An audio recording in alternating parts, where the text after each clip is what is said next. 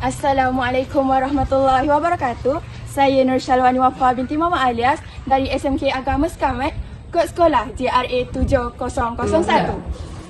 Masa depan pendidikan bukan sahaja melahirkan pelajar yang berjaya, tetapi membentuk murid sejahtera yang menjadi pemimpin berakhlak, berilmu dan berdaya saing. Bermula dengan beradab, menghormati guru dan mencerminkan pribadi yang sempurna. Seterusnya, berilmu dan berkemahiran.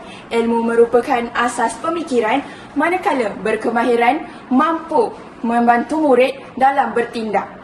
Murid sejahtera perlu berdaya tahan, tidak mudah menyerah dan terus melangkah ke hadapan. Berkeyakinan juga merupakan kekuatan utama murid sejahtera. Murid akan berkeyakinan menyuarakan idea serta akan menjadi pemimpin di masa hadapan. Apabila 5 ciri ini diterapkan, lahirlah generasi cemerlang, berakhlak tinggi dan siap menawan dunia sebenar. Murid sejahtera, asas kecemerlangan masa hadapan.